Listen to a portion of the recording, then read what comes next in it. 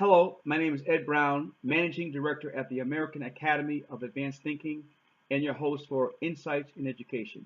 Today I will be speaking with Dr. Sonya Shuler Okoli in our talk, Trends and Predictions for 21st Century Education and Thought Leadership.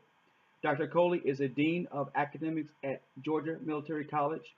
She holds a Master's degree of Education from Tennessee State University and a Doctor of Education from Clark Atlanta University.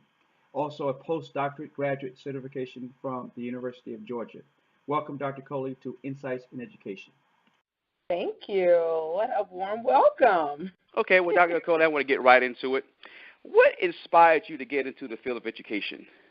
Wow. So many things. I got chills when you asked me that question because the funny thing is that my initial career choice, for lack of a better term, was actually social work.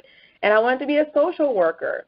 And I studied sociology, and I did all these things, and I even was employed at DFACS at a point in time, and I was considering an MSW.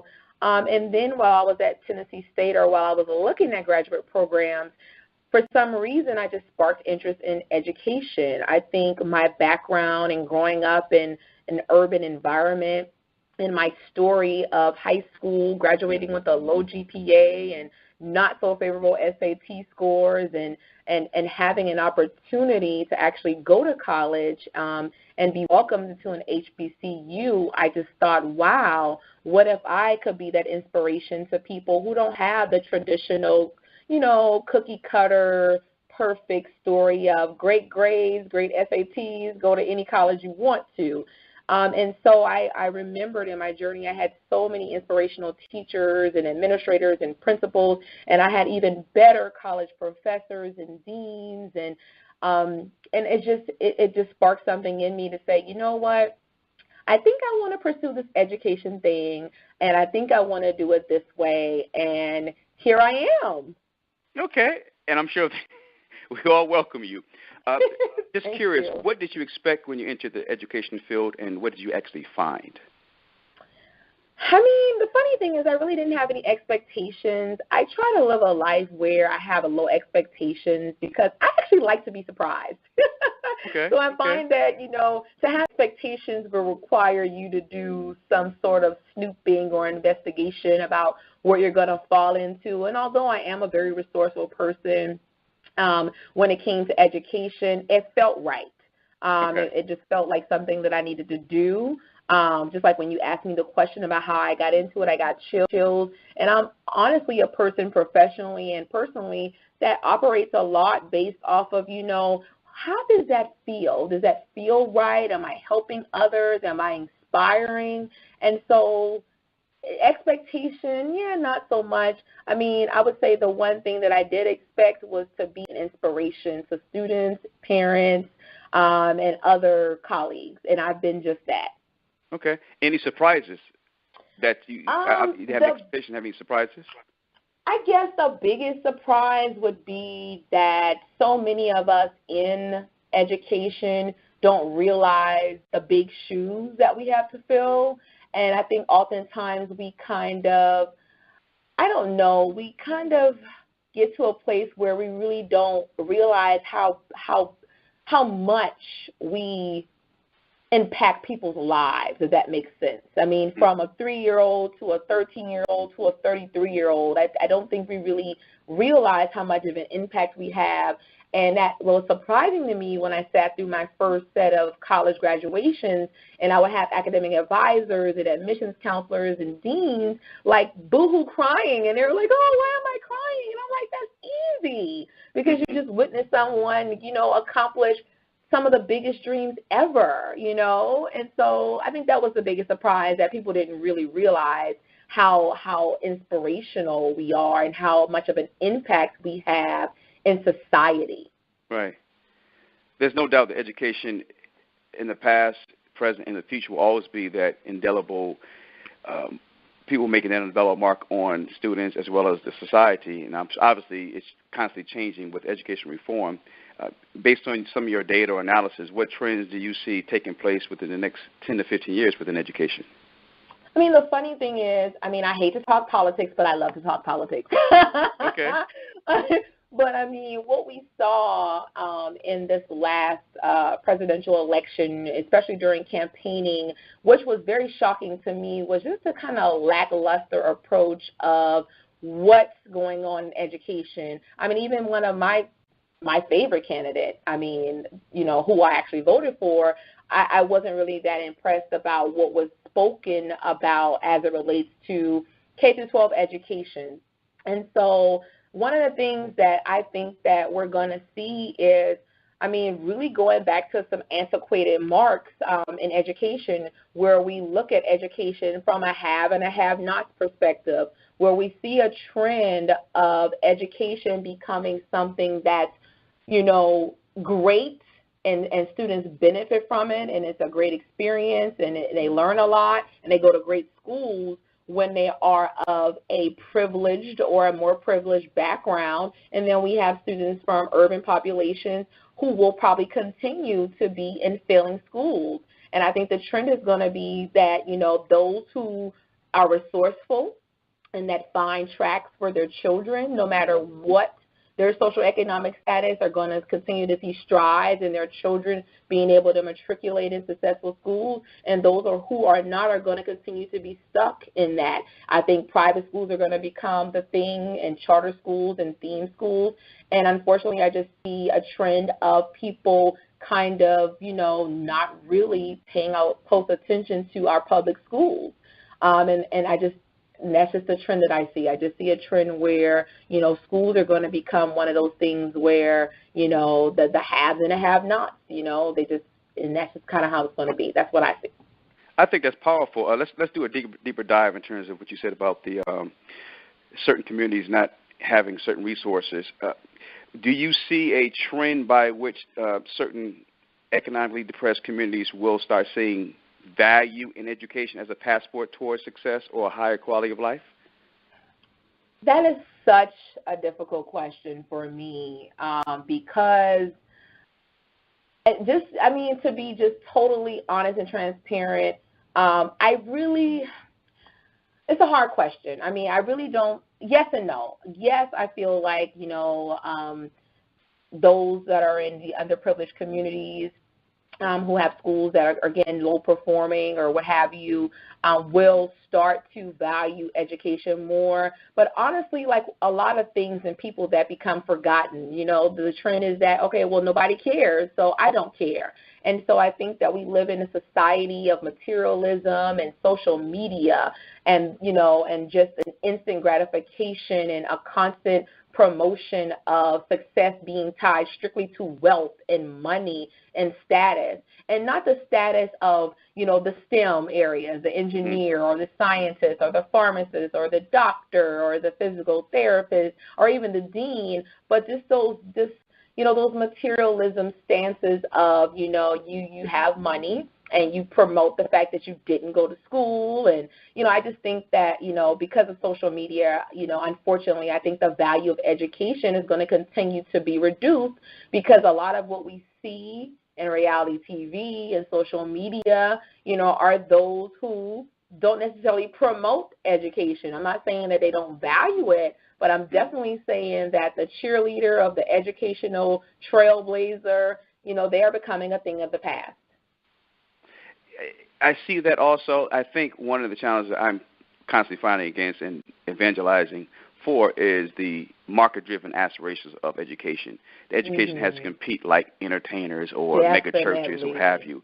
And because it's seen as the last sacred cow that, oh, no, we're here because we had a bedrock of civilization, which is true. But in a commerce-driven economic world, it has to take on a different perspective than it has in the past. And it has to have the eyeballs and engagement process like entertainment or other venues that are thriving successfully. So do you see a time or do you see a trend where educators and administrators are saying, you know what, we have to get on board and start marketing education or becoming thought leaders and managers in this space to make it more attractive? Definitely. I think the whole notion of a lot of our traditionalist universities or our traditional universities, our large research ones, our Ivy Leagues, the whole notion of them embracing social media as a platform to get students to submit their admissions applications and submit videos and even tweet out acceptance letters. I mean, to me, that's meeting, everyone where they are, because social media is a public platform. So not just, the person who's interested in college can see Yale and Brown and Georgia or Fisk or whomever. Or Howard, yeah. Or Howard. Or Mercer. Yeah, I got you. I had to shout out all the schools I went to. Right. Or Atlanta. Right.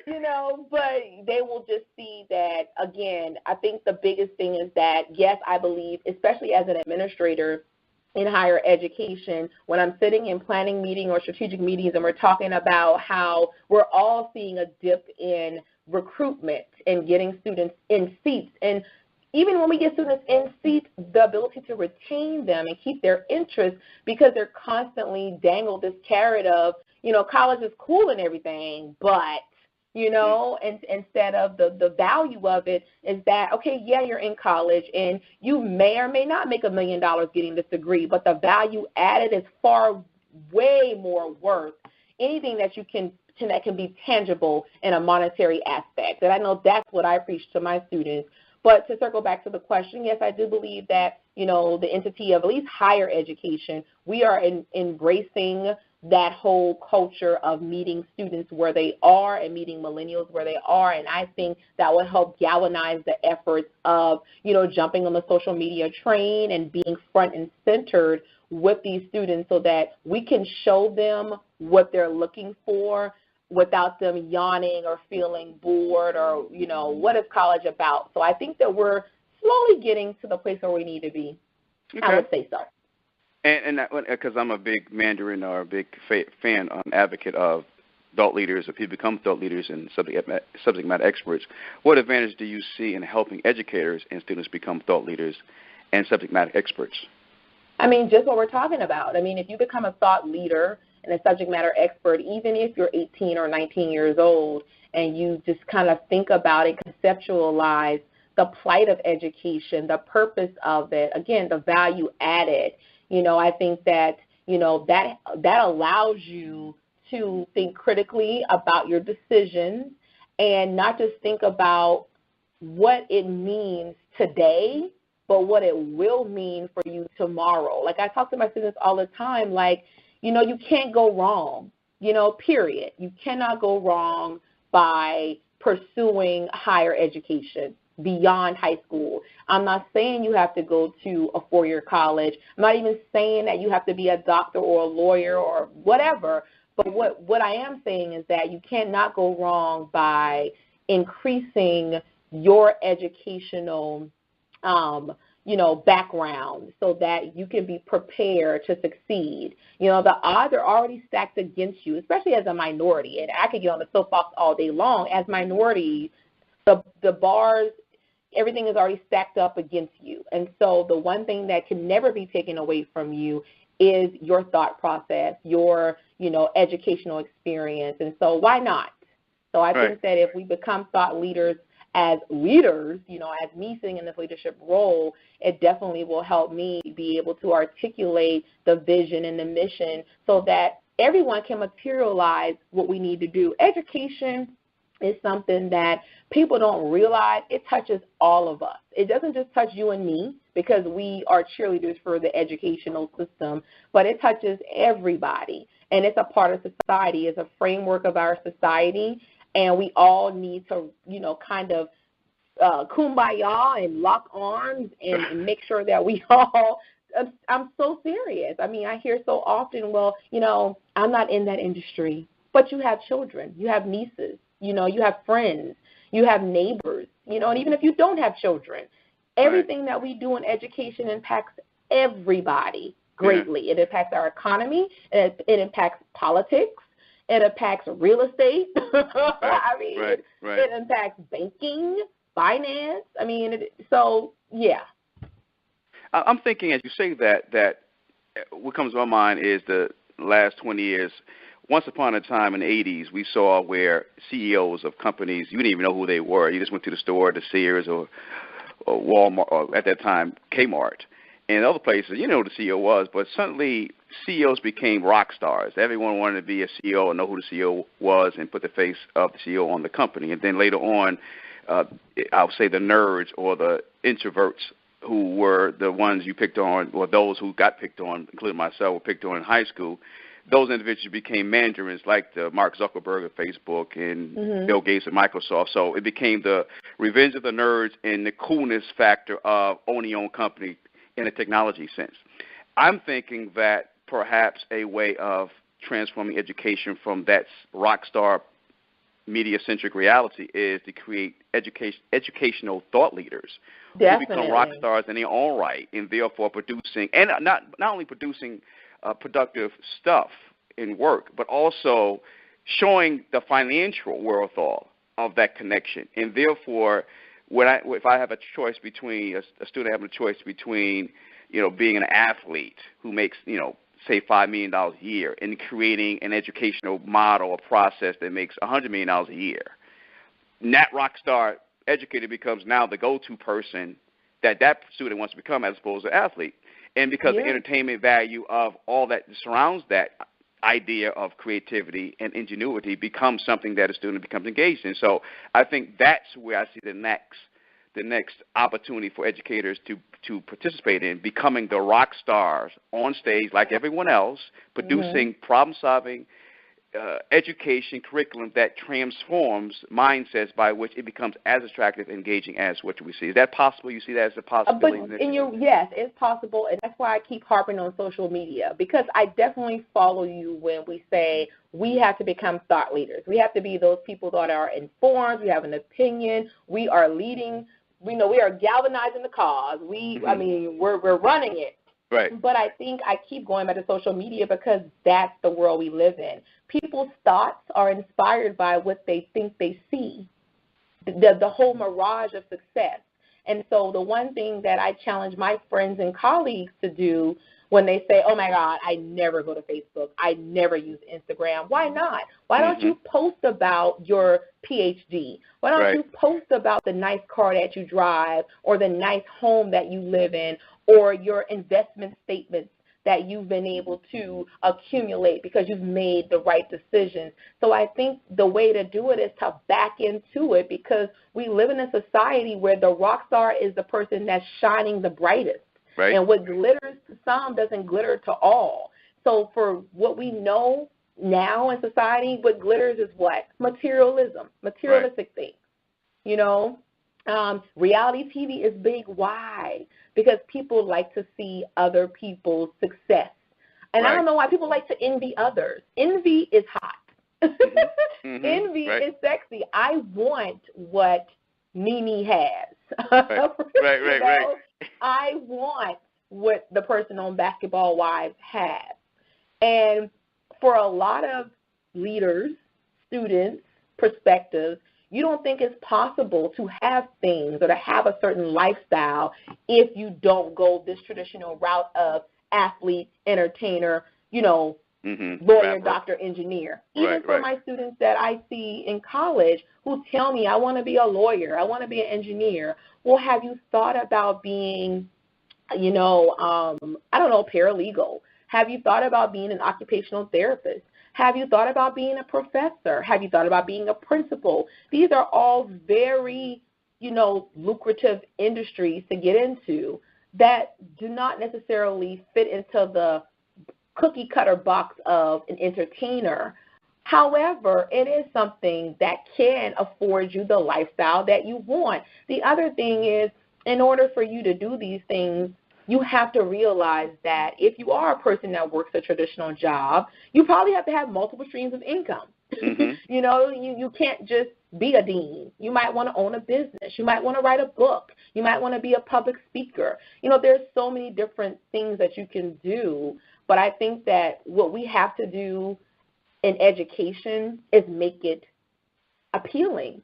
Right. Get on social media. I know I do. If I'm on Instagram, yes, I'm on Facebook, and I'm tooting my own horn because I want students and other people to know that, yes, you can have some of these same things. You can have a fancy car. You can live in a nice house. But I don't think a lot of us do that. And I remember doing my research when I was a PhD student. One of the questions that I asked in my focus group was, do you value education? And a lot of the questions and a lot of the answers that students gave me was, yeah, to a certain extent. Because when I think about going to college, I think about all the years I'm wasting because I can't make money. Mm-hmm. And I was like, oh, my God. And these are 18 and 19-year-olds. And that was really baffling to me. And so I made sure that we just kind of explored further. Why do you have that thought? You know what they say, well, when I go on social media, I don't see Dr. So-and-so on there. Right. I don't see attorney so-and-so or judge so-and-so. But I do see T.I. But I do see, Kanye West.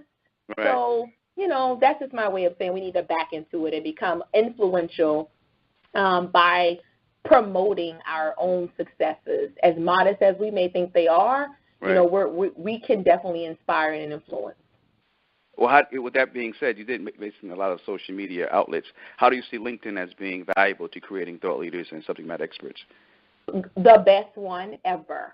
I think the thing about LinkedIn is that what happens is a lot of us, a lot of professionals, those of us who already know the value of something, a platform like LinkedIn helping us, to network and to kind of, see what's out there. Mm-hmm. But the one thing that I try to do with my students is I encourage them to create LinkedIn profiles and to become LinkedIn stalkers. Yes, that sounds bad, but it's not. When they start telling me, I don't really know what I want to do, I don't really know how to get there, I tell them, go to LinkedIn. Because everybody likes to talk about themselves and everybody likes to put all their credentials out there. You can go on LinkedIn and see those very people or those very, those occupations that you think you might want to do all listed on LinkedIn. People will show you where they came from, where places they worked, their educational missions. You can see all of that on LinkedIn. And when students go there, they always come back to me and say, that was the best thing ever. Wow. So LinkedIn definitely can be utilized for that millennial group of people who don't really know what it is they want to do. You know what I mean? Because it's inspiring. LinkedIn is inspiration to me as a professional when I see people, my colleagues, that are really doing it. Like, wow, you wrote a book, you did a podcast. So imagine what the student who doesn't really know what track they want to take. Imagine how big their eyes get when they see people that look like them, however they look, African American, Hispanic, Native American, because LinkedIn is a huge platform of professionals. So I think it's a great tool to promote to students. And what, this conversation, I would love to go on all day with this because you're chock full of information, engaging, and all that. One last question.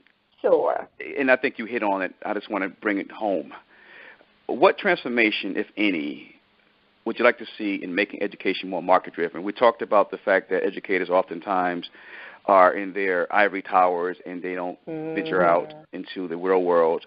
Another aspect of that is that, as you said, they are successful financially and do bling it out, if you will, but they don't show it, and therefore we don't know if they make money or not, or even if they do with their money, and therefore that's not attractive to individuals in millennial generation in particular who actually want to have a quality of life that is representative of what they see every day. So how can we make education more market-driven so that the market forces that drive economics and financial world thought can commune, if you will, with education and students seeing that value? Wow. I mean, so many things come to mind, and the one thing that I can think of, which is probably going to be a controversial statement, because I know in higher ed, the one thing that we constantly bump heads with is the academic versus the operational business-minded people. Mm-hmm. And so I think that's the one thing that when things work together, that those two things can actually live together and mesh well together. So to answer your question, I think that education will have to start operating a lot like business. Wow. I'm biting my tongue saying this because I have been, on the flagpole with, we are not business. This is education. But it is. just like people don't want to realize that education is a bureaucracy. It has a huge political influence. Everything about education has a political influence. You and I know that, but the general public, they don't realize that. So I think having a market-driven strategy that mirrors business, that's, to me, that would be the one thing that I think could transform education. Wow.